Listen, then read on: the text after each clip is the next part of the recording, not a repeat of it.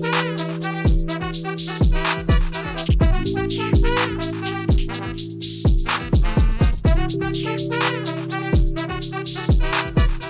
guys, welcome to this edition of Free Thinking with Montel. I'm so happy to have the guest we have with us today. Our guest is a tech entrepreneur and an investor. He's featured in Fortune's 40 Under 40 list. He is a co-founder and former CEO of ZocDoc, a New York City-based online medical appointment booking service that allows people to find and book medical care. He's a member of the board of advisors of Columbia University's Mailman School of Public Health, and most recently, he founded Dr. B, which functions as a vaccine standby list to connect unclaimed COVID-19 vaccines with those in need. More than 200 clinics and pharmacies in 30 states have already registered to be connected, with close to 2.5 million people across the country who signed up on Dr. B's website. How you doing, Mr. Dr. B? Dr. B, Cyrus Massoumi, thank you so much for being a part of Free Thinking with Montel today, sir. Thank you for having me, Montel. Absolutely. Let's still go back a little bit and talk a little bit about your background. What's your background in? Yeah, I come from a family of all doctors, and I know that you're down in South Florida. I actually grew up in the area, and everyone in my family, my grandfather, my father, my sister, my cousin, they're all physicians. And I was the one that was not good at organic chemistry. Gotcha. I like playing with computer games, and I liked making things work, and I loved the idea of using my skills to help people in different ways. Mm-hmm. And I mean, I guess you founded ZocDoc before you did Dr. B, right? Yeah, and that company was started. I was working. That was not the first company that I started. It was the first successful company that I started. So I started a company prior to that when I was 22 years old, in the early days of e-commerce, that sold software to e-commerce retailers. And Amazon, unfortunately, was not one of my customers. So I closed up shop. And in 2007, I was flying across the country. I had a really bad sinus infection. And my plane landed in New York City, where I was living. And the pressure from the landing resulted in my eardrum rupturing. Wow. And so I went to my insurance company website. I started calling down the list of doctors and started calling doctors who no longer practiced. I called one doctor who was dead, and I thought, this is a ridiculous way. It was 2007 at the time to be booking a doctor's appointment. I should be able to book it as instantly as I could buy a book on Amazon or book a restaurant online. And so that sort of prompted me to figure out a way to make that work in healthcare. And that led me on almost a decade-long journey of bringing antiquated medical practices online and getting people to be able to book with them. Wow. I mean, I kind of believe I've been involved in the medical community now for about 10 years in various ways. I helped found a company on a medical device, and I'm working right now with another company that's trying to move a protocol forward for PTSD. And I've been deeply involved in it. Visits to Walter Reed. My military background's taken me through Walter Reed, through Johns Hopkins, through the Nobel Institute in Stockholm, Sweden. I'm involved in the Ann Romney Foundation out of Harvard and the Brigham and Women's Hospital there. But I recognized very quickly that, in this journey that I've been on, that transformative initiatives and transformative technology is normally met with the most vehement and adamant resistance from the medical community. They will fight that. I mean, I look back to, it was in 1980, 81, 82, where 90% of the doctors across this country said this thing called an MRI doesn't work. Really? You go back and look at some of the printed stuff that came out of these guys' mouths. It was absolutely insane. So you must have been met with some serious resistance when you started to say to doctors, look, I've got a better way for you to administer what you're doing. What was the pushback? Yeah, look, there was no shortage of it. I was the first salesperson for ZocDoc. I signed up the first 50 doctors myself. And I remember very early on, we went live at this conference. TechCrunch has this annual conference where they have startup companies that go and launch on stage. And I had two co-founders that were both able to code, and I was the non-technical of the bunch. And so my job was to recruit the initial sets of physicians. And I remember the only task that we wanted me to have is we wanted to have enough doctors on the platform. So when you hit the search bar, there would actually be a scroll bar. So it didn't look completely pathetic when we launched. And even getting that meant that I needed to get about 7 or 10 doctors online. And back then, ZocDoc only had dentists. And so a day before launch, we only had 3 or 4. So we just had this screen and it was basically empty, white space. And I remember there was one doctor who'd given me a positive indication that he was willing to give us a shot. And he had 4 or 5 doctors in his practice. His name is David Ritholtz, and Premier Dental Associates, downtown New York City, right next to where the World Trade Center was. Actually, he was one of the only dentists that stayed down there after the Trade Center fell. And he told me that he would come on board. So I showed up at 8 a.m. and I was there when they opened the office, and I saw him when he walked in. He said he would see me. And I must have stayed in that office till 4:30 p.m. Like I stayed there for 8.5 hours. And I think out of desperation, he's like, this guy is completely nuts. I'm gonna do whatever I can to help him out. And so he joined with his 4 doctors. We got our scroll bar.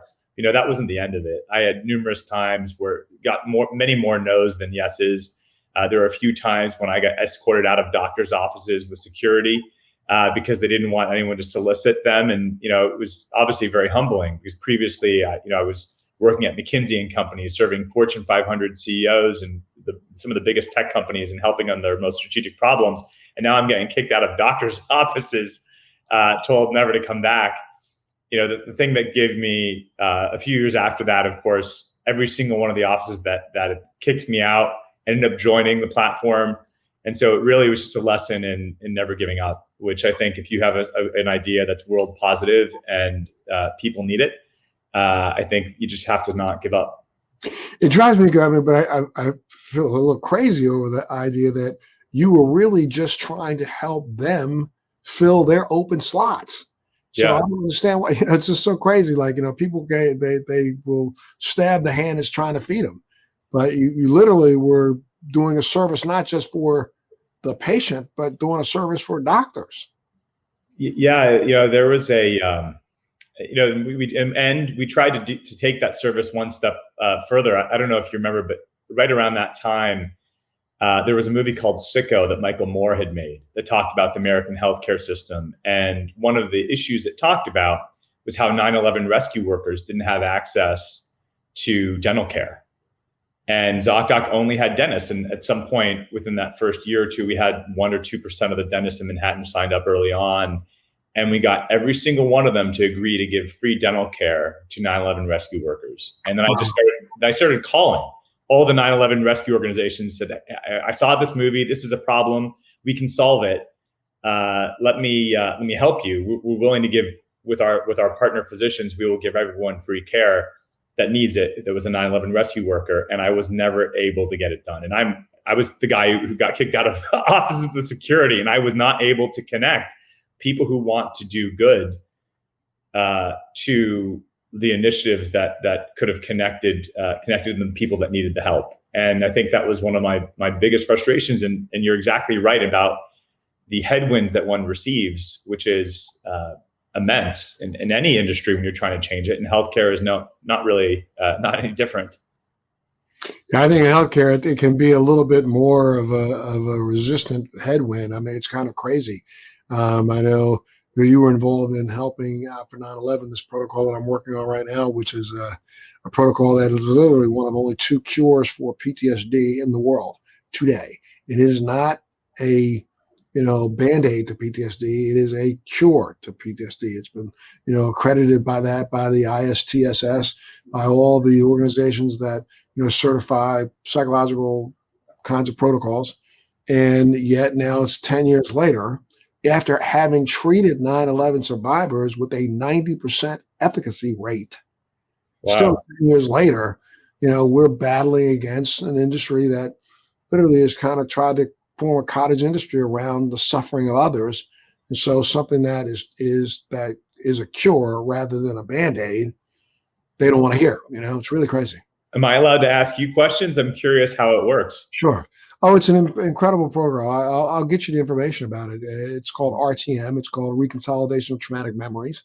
It's a protocol that has been now vetted out. It was utilized by the state of New York for 9/11 responders and or survivors. It's been tested twice at Walter Reed for combat PTSD. It's been used by the state of New Mexico for first responders, state of California for firefighters. It's been Prince Harry was touting it for quite a long time until he left the monarchy. It's been now being studied at King's College in London. It is probably the most transformative mental health protocol that's come around in the last 30 years. But again, watch this, works without medication and has remitted all symptoms of PTSD in some cases 5 hours. The long term of it is about 20 hours, and 12 hours is the median. And in 12 hours, people go in 90%. 9 out of every 10 people who have gone through this protocol have remitted all of their symptoms of PTSD without drugs. Yeah, it's incredible. It's pretty incredible. It's a whole new paradigm of how you think. But I mean, again, I only bring that up to say, this has been, pushing, water up a hill. Because again, those who make money off of the suffering of others don't want to lose their bankroll. So, but we'll get to that. We won't stop. Just like yourself, I'm one that doesn't give up very easily.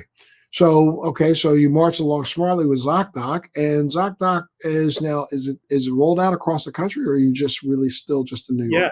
Yeah, by the time I left in 2015, we rolled out in all 50 states. So I remember it was 2014, and we had this goal of getting to the whole continental US by the end of the year. And I thought, well, 48 states is great, but 50 would be amazing.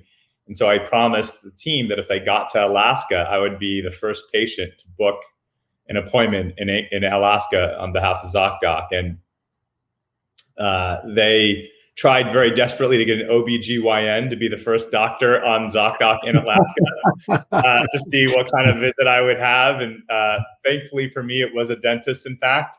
And so 8701 Arctic Boulevard in Anchorage, Alaska. That's every 6 months I get a notice that I'm due for my cleaning in Anchorage. I've only been there once. And I remember the local news station was recording my teeth cleaning, and the doctor's hands were so he was so nervous at times. I was worried that the tartar buildup was going to get me, but he was quite good and professional. And I remember in the first week in Anchorage, Alaska, there were more appointments booked on ZocDoc in Anchorage than in New York in its entire first year. Wow. And so it was pretty cool, and it really shows that the entire world can be transformed by technology that makes the world better, and that was sort of a harder lesson in that front. Well, now you started off with dentists, but now it's opened up to pretty much any type of service. Yeah, there's over 50 different medical specialties. You can book marriage counseling. You can book literally, you can book a circumcision on ZocDoc now. Mm-hmm. But we started with dentists, and we knew that it would expand to all different types of practitioners. But the thing that I spent a long time, though I was very proud of what we achieved with ZocDoc, it wasn't lost upon me that I created a system that worked for the 250 some odd Americans who had access and could use the health insurance they had. But what about the 91 million Americans who couldn't afford it? And, we're the richest country in the world, and nearly, 30% of our country can't actually access care. And that became something that was just personally mattered a lot to me, because quite frankly, I was embarrassed by the fact that I hadn't come up with a solution. And that's what led me to wanting to get involved in the public health school at Columbia University, is just to understand health inequity and what could be done to help remedy it.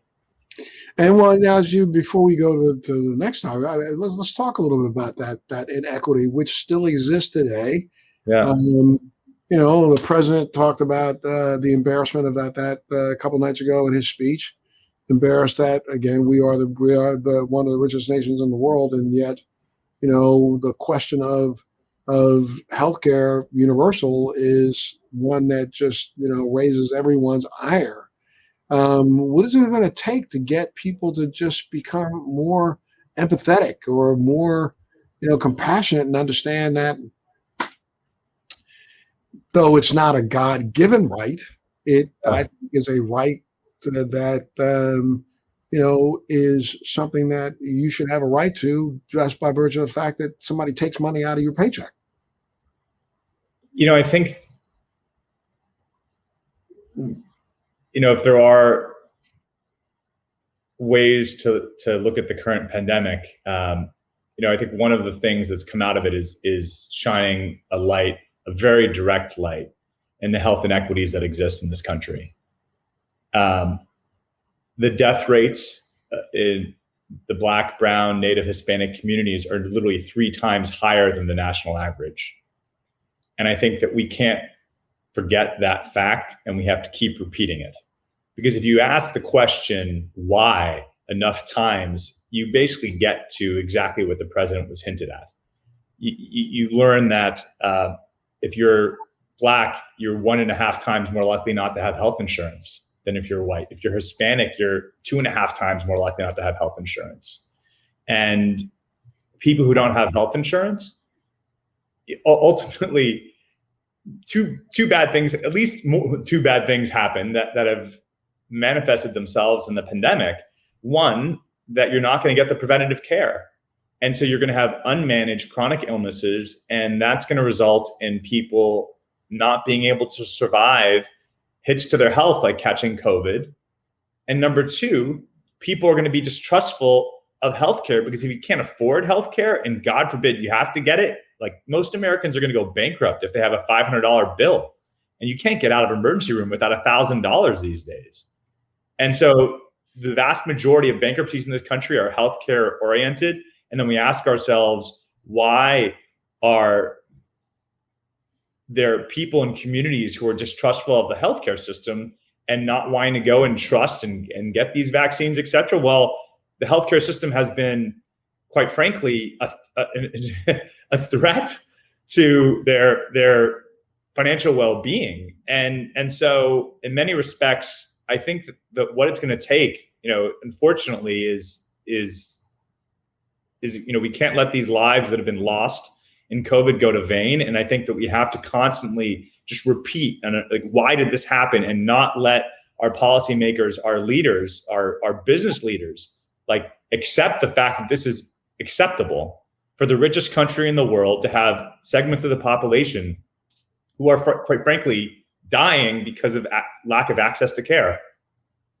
Yeah, when you say that, I mean, I agree with you 1 million or trillion %, but unfortunately, we have half of the politicians in this country who just don't seem to give a crap.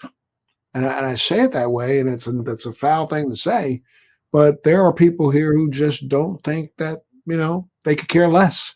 As long as they're making money, they don't care. And I don't know how we beat people over the head to make them start caring again. I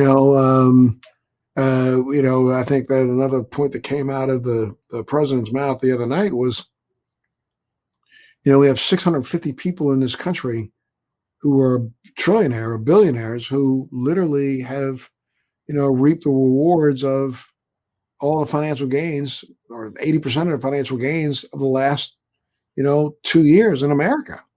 It's really strange when you start thinking that small number of people, though they can be isolated because they have the ability to buy what it is they want, there's going to come a time very soon when we look at the true medical crisis in America, which no one has been talking about. I've been talking about this for 10 years, talking about the fact that there's 2 freight trains moving down a track towards each other right this minute. They've been moving down this track now for the last 10 years. What are the freight trains? One freight train is chronic illness. The other freight train is lack of nurses and doctors. Over the course of the last 10 years, we have seen enrollment in medical schools drop by, close to 80%. We've seen enrollment in nursing schools drop by 80%.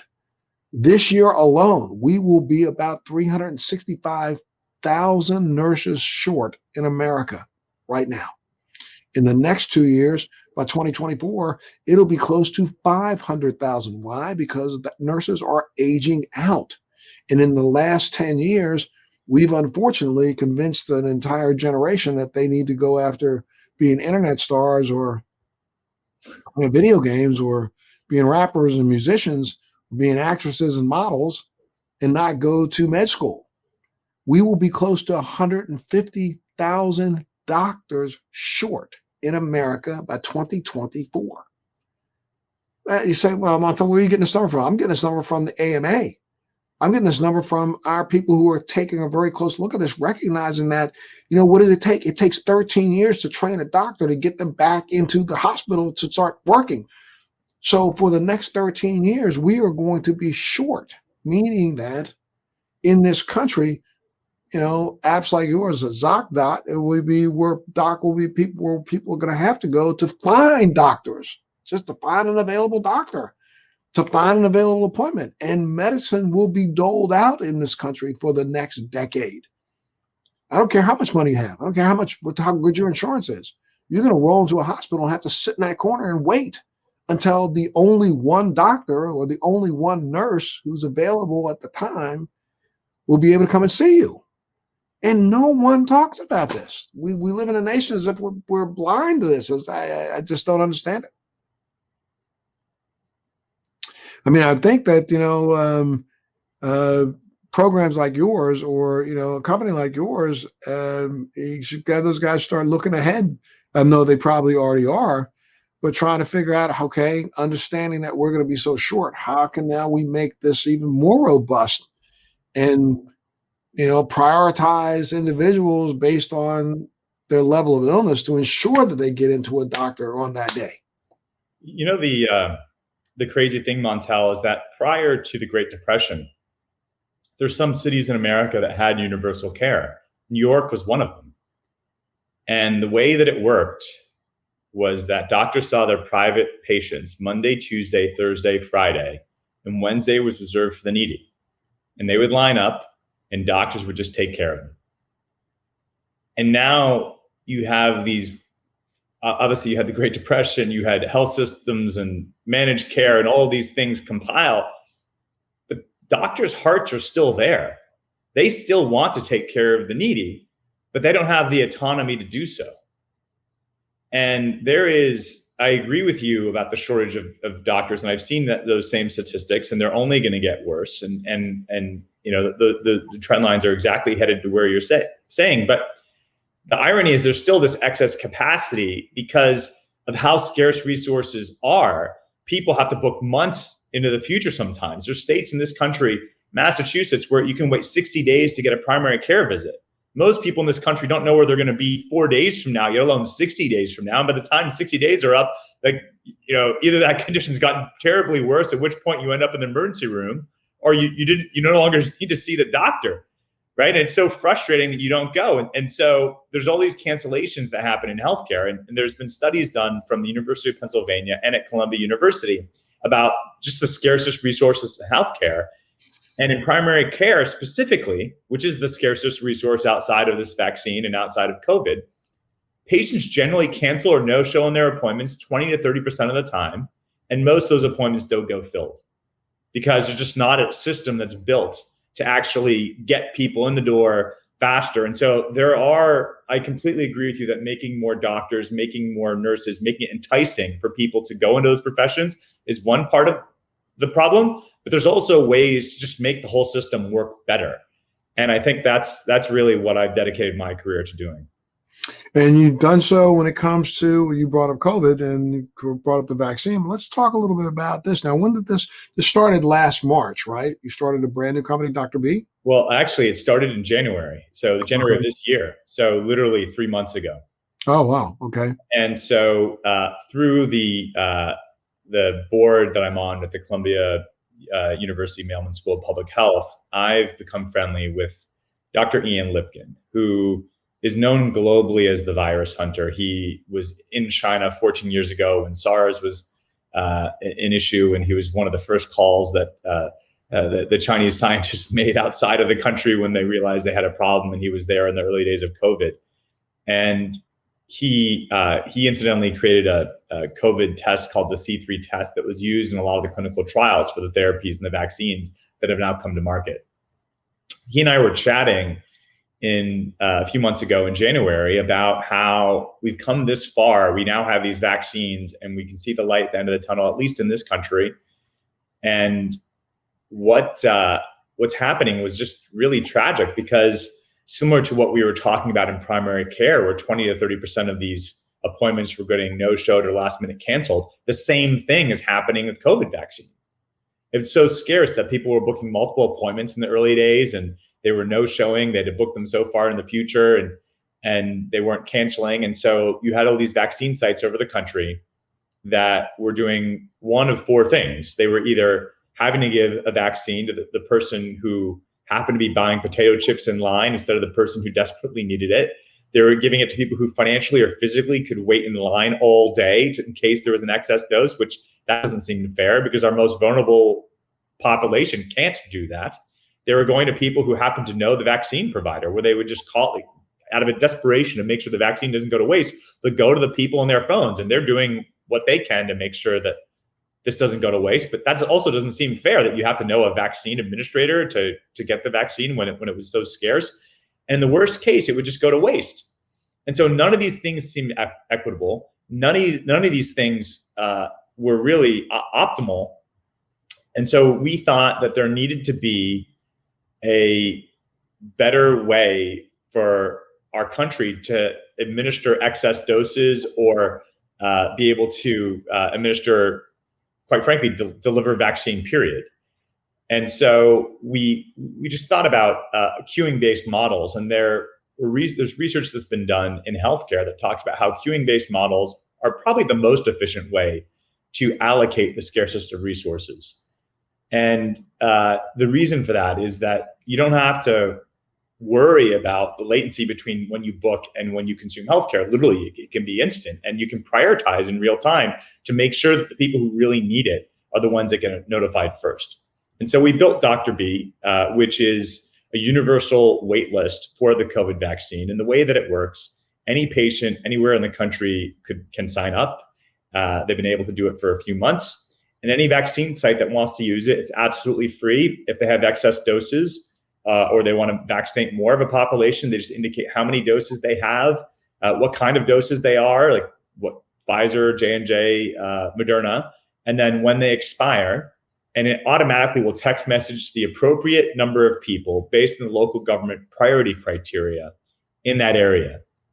Now, that local government priority criteria is particularly important as it relates to the issues of health inequity, because a lot of populations, a lot of the most vulnerable populations, have been vaccine hesitant for some of the reasons we talked about earlier. And now, as that vaccine hesitancy is starting to go away and people are getting open to getting the vaccine, there's still parts of the country where if you're 65 and you want to get the vaccine, you have to hit refresh 1,000 times a second and compete with someone who grew up playing video games. And that's just not acceptable. The benefit of a queuing-based model is that you can perpetually put the highest priority people at the front of the queue forever. Even after, for political reasons, when they open it up for everyone 16 and over to get the vaccine, you can still make sure that the first person who gets notified is that 65-year-old in the vulnerable community, because that's who really does need to get vaccinated first. Well, now, are you starting to see? Let's talk a little bit about the vaccine itself. I mean, you've heard, depending on what news outlet you listen to, the pushback by so many people on still today. I find it just an abomination that there are people who call themselves news anchors who would still have, you heard that there was Joe Rogan a couple days ago was saying that, young people should, don't even bother, don't worry about it. It's not a big deal. You don't need the vaccine, as if young people shouldn't care about their parents or shouldn't care about other people in the community and shouldn't care about themselves. When we're noticing now, I think, it's a point blank fact that, I think what is it, clearly almost half of all the hospitalizations in the last 2 months have been from people in that, mid-range, 18 to 35 or 30 to 39, which is crazy. what do you say to a person who thinks that this is a conspiracy to put a microchip inside of my body?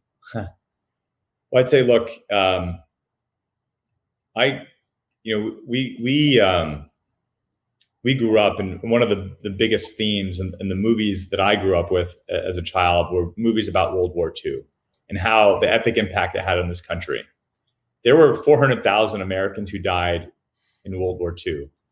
We've already had 500,000 American deaths as a result of COVID. So it's been 25% more extreme than World War. So let's just be clear, this is our generation's World War.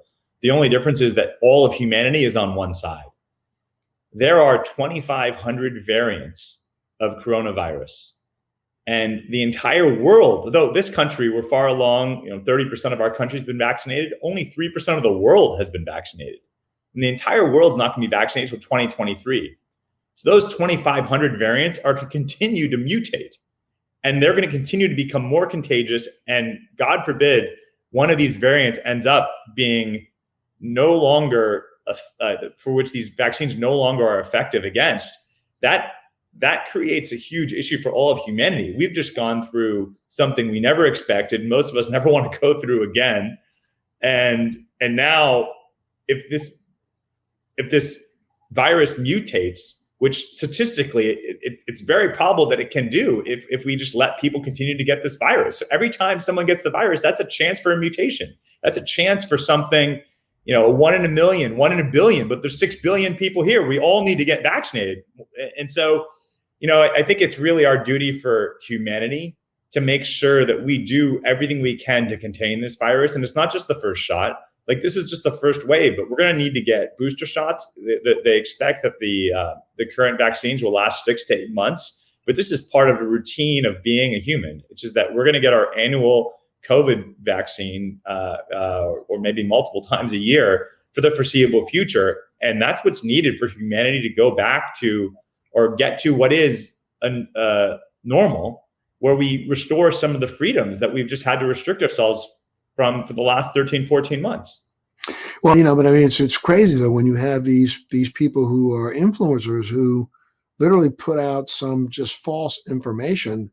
And, I'm so sorry to say it, but, Americans have proven to be more like lemmings than we have by we will follow anybody over a cliff if they just say the right thing that makes us feel good that day. People will just follow them right over a cliff. And it's unfortunate to me that there are so many. I've come across a couple of people say, no, I'm not getting any, because, they just came up with this too fast. Or no, they come up with an excuse to not get something and don't. It's almost like we've not done a good enough job educating people on the idea that were it not for vaccines of the past, everything from polio to you name it would have wreaked havoc, and we probably would have, probably 70% less people on this planet than we have today. And we don't even know, you're talking about the variants when it comes to COVID, but we do know that because of climate change, whatever you want to call it, global warming, whatever, the polar ice caps and glaciers that are melting on this planet have been melting and releasing some of these 1 million and 2 million year old viruses into the atmosphere that have been frozen and sitting dormant. And viruses don't die that quickly. Yeah. So, we've been releasing more. We have no idea what's coming next. I hate to be that doomsday guy, and I don't. That's not what I'm trying to be. But I've asked multiple doctors about this, and the only answer I can get is that, well, Montel, that's what's happening, but we don't have to. I don't think we have to worry about that. They don't answer the question, because the truth of the matter is that there could be something floating around right now in the atmosphere that's just waiting to infect a human being. So I mean, it would behoove us to get ourselves as best in check as we possibly can right now against this thing that we now see has, for some, about 20% of the population that has already contracted it. About 20% of people are experiencing long-term symptoms. And we don't even know what will happen with that in another 5 years. Exactly. Right. So now, what about, have you seen that the entire demographic of America has tapped into what you're offering with Dr. B? I mean, does the minority community, brown skinned people of every ilk, have they, stepped up to the plate and started clicking on to see if there's available vaccines in their community for people of color? Yeah, absolutely. The way we launched Dr. B, before we gave our first shots at the end of February, we launched at the end of January, and we spent 5-6 weeks where we initially launched the app. We didn't do it through the press. We did it in a Zoom call with 86 community leaders with a very heavy representation from the Black, Brown, Native, and Hispanic communities. And we did that, and we went through Black church leaders, et cetera, and we made sure that word started to spread. And the reason why that was important is the way that our algorithms work. If you, Montel, and I, if we're the same age, we live in the same zip code, have the same job, same health conditions, and you signed up before me, you would get notified before me. So there becomes an inherent bias with how the system could be rolled out, and so it was very important to us that it wasn't done through some of the media that may not have had representation from the most vulnerable communities in their readership. And so we've made I think a lot of strides. If you just look at where we've penetrated and who we partnered with, I think that we've made a lot of strides, but it's not enough. There's still a lot of vaccine hesitancy in these communities, and every influencer that has, any ounce of decency should really be using all of it to make everyone comfortable to recognize that, yes, it is a true statement that pretty much anything we do in life, from driving the office to cutting an onion to taking a vaccine, has some degree of risk. But if you look at all of those things, like most people's average commute to where they were going to work before this whole thing happened had significantly more risk in it than getting the actual vaccine. And why do we go to work? We go to work because it's what helped move our world, our society, our family forward. Why do we get the vaccine? It's for the same reason. And so I think that, it's true. Absolutely. There's risk, but the risk is smaller than pretty much most things that we do in our everyday lives. The risk is smaller than you flushing yourself down the toilet, I think. Yeah. I know that's a silly thing. So if people wanted to get more information about Dr. B, where would they go? Give it out right now so we make sure that all my viewers know where to go to find access to a vaccine in their community. Sure. It's hidrb.com, HIDRB.com. And, one of the things that's really important, you mentioned having over 200 vaccination sites. We've actually doubled it in the last couple of weeks. So now we have nearly 450 vaccination sites working with us. And one of the things that's really relevant is we are able to help facilitate mobile vaccination sites. So these super sites, these stadiums, these conference halls, like, they're great for vaccinating the masses. But if you need to vaccinate the entire country, you have to bring the vaccine to the people. And so that's the next wave. And that's something we're helping facilitate. Literally, you don't need to worry about scheduling. You join Dr. B, and within a vaccination site, when they choose to locate a mobile vaccination site near you, they'll do it. And within minutes, you get a text message. And so they could literally launch these mobile vaccination sites in seconds. So it costs you nothing. What's that? And it costs nothing. It's nothing. It's free for patients. It's free for providers. And I should say and recognize the fact that the name Dr. B has some significance for you, does it not? Yes, it does. I mentioned everyone in my family is a doctor. One of the most epic doctors in my family was my mother's father, who we affectionately called Dr. Bubba, which meant Dr. Dad. He became a doctor in France, actually during the last global pandemic, the Spanish flu. And he dedicated his life to bridging gaps in care for patients. And in many respects, when we thought about what to name it, it seemed like an appropriate hat tip to the man who introduced this concept of making sure that everyone receives care to my family. And it's named in his honor. That's unbelievable. That's really, really great. Anything else you want to add, sir? I really appreciate the opportunity to talk about it, and really, it's in everyone's best interest that we all get vaccinated. And literally, just thank you for helping us spread the word, and thank you for the listeners to making sure that your friends and family are vaccinated. We will do everything possible to make it as easy as possible for that to happen for everyone.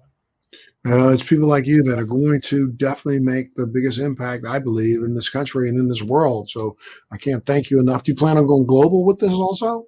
Yeah, we are. We are in the midst of preparing for that. I mean, we're seeing the news right now, and there's not a country in this world that doesn't need our services. And so we've got a small but mighty team. It's literally 3.5 months we've been working on this. We have a team of 53 full-time folks. We probably need to hire another 200. And we need to get this everywhere we can as quickly as possible. And so if anyone listening is interested in helping us with that, please reach out. There's on our website also opportunities of where we need help. So thank you again for this opportunity, and we really appreciate your support. For sure. And I think that, again, I'm glad that we even had an opportunity to talk for a second about, the project that I'm working on, which is RTM, because I think, as we come out of this pandemic, I think the world, well, especially the United States, is facing its next pandemic. And the next pandemic is going to be a pandemic of mental health. And as much as people know that they should go see a doctor, some don't even know where to begin when it comes to mental health issues, and especially, those who are suffering. We've been told that close to 30% of the people who have been hospitalized for COVID, left the hospital suffering from PTSD from their experience in the hospital, being on that close to death mark. And so, once we come out of this, that's going to be our next pandemic. And I'd love to maybe see if I can connect you with the people who are working with RTM to see if there's maybe some sort of an app that we can do and come up with them to provide that service to people. We're fellow travelers in the same cause, and anything I can do to help, I would love to. Absolutely, sir. Well, I want to thank you so much, and thank all of you for listening to Cyrus Massoumi. And understand one more time, Cyrus, tell them where they can go. It's what? HiDrB.com, HIDRB.com. Please get your friends and family to register. Anyone and everyone should be getting this vaccine. It's safe. It's lower risk than anything we're typically doing in our everyday lives on a routine basis. So please get the vaccine, spread the word, and thank you for listening. So thank you all for tuning in, and thank you for being a part of today's Free Thinking with Montel. We'll see you on the next one. Thanks for joining me on Free Thinking with Montel. Please make sure you're subscribed and hit the bell to be notified when new episodes post each week. We'd love to hear feedback, so please send us your comments.